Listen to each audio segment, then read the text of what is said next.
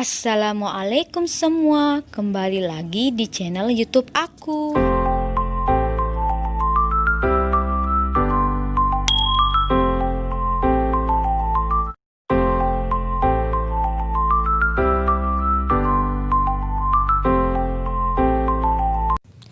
Pertanyaan yang pertama, kenapa tanggal yang penjadwalannya lebih dulu, misalnya 10 Juni, belum diproses sedangkan ada yang tanggal 19 Juni sudah diproses? Seharusnya normalnya kan yang akan diproses duluan yaitu tanggal 10 Juni. Namun malah kebalik, yang duluan diproses adalah 19 Juni. Nah, jadi itu kan menjadi pertanyaan kita semua. Jadi aku akan jelasin ke teman-teman kenapa itu bisa terjadi. Hal ini kemungkinan terjadi ketika teman-teman pernah melakukan pengaturan e-wallet ulang. Misalnya, kalian dinyatakan lolos pada gelombang 2, tapi e-wallet kalian belum terupgrade. Jadi, kalian harus upgrade dulu. Nah, misal ada juga teman kalian yang lulus gelombang 3, namun dia sudah mengupgrade e-walletnya sehingga tidak ada kendala pada kartu prakerjanya. Hal ini juga bisa menjadi pertimbangan yang mana dulu yang lebih dicairkan. Karena kemungkinan ketika kita melakukan pengaturan e-wallet ulang bisa jadi data kita sedang diproses. Namun tidak berarti intensif kita tidak akan diproses. Karena sekali lagi intensif itu pasti cair. Namun dalam kasus ini tentunya yang akan didahulukan yang tidak memiliki kendala seperti pengaturan e-wallet ulang. Oke, pertanyaan yang kedua, kenapa intensif prakerja ada yang sudah dan belum dicairkan? Padahal sama-sama tidak memiliki kendala sebelumnya, misalnya dalam upgrade akun.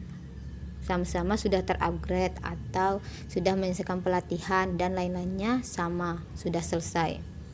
Seharusnya kan kalau misal tidak ada kendala seperti akun kita sudah terupgrade, pelatihan kita sudah selesai, dan semua yang menjadi syarat dari prakerja sudah selesai, seharusnya intensif kita sudah diproses atau masuk ke rekening e-wallet kita. Tetapi tidak seperti yang kita pikirkan, karena memang pencairan intensif kartu prakerja memakan waktu lebih lama dari yang diharapkan, karena setiap intensif yang diproses memerlukan antrian panjang. Hal ini disebabkan oleh ketidaksediaan sistem yang dapat mentransfer dana secara serentak atau real time, sehingga masih ada intensif kartu prakerja yang belum cair. Jadi cukup lama ya teman-teman di sini, karena memang dananya tidak bisa ditransfer secara serentak atau real time dikarenakan memang ketidakmampuan sistem, karena memang pengerjaan dari prakerja ini kan secara manual, jadi sistem yang dipakai tidak mencangkup, tidak bisa memberikan transfer dana secara serentak. Nah, karena keterbatasan sistem inilah yang bisa membuat dashboard kita kadang-kadang sudah diproses, sedang diproses, berhasil, tiba-tiba gagal, tiba-tiba dananya sudah transfer. Jadi memang sistemnya terbatas. Nah, apalagi sekarang pencairannya prakerja ini akan dicairkan untuk gelombang 1, gelombang 2, gelombang 3. Nah, kita bayangkan aja sendiri, ada berapa ribu orang atau berapa juta orang yang akan ditransfer dananya dengan keterbatasan sistem seperti ini. Jadi tugas kita sekarang, teman-teman, cek dashboardnya secara berkala. Ingat ya, dicek secara berkala, karena kita tidak akan tahu perubahan yang akan terjadi pada dashboard kita.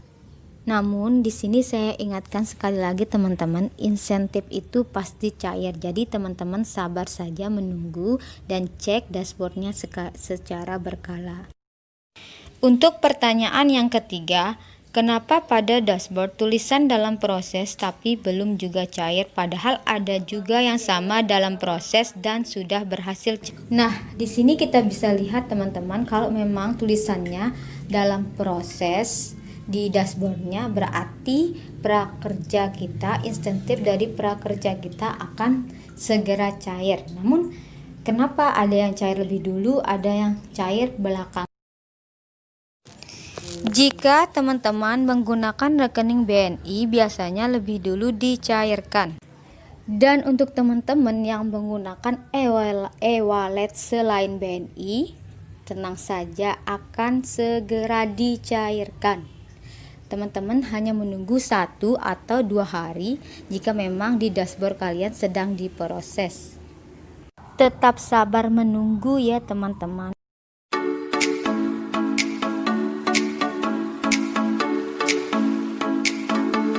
Jangan lupa subscribe, klik tanda lonceng, komen, like, and share sebanyak-banyaknya. Terima kasih.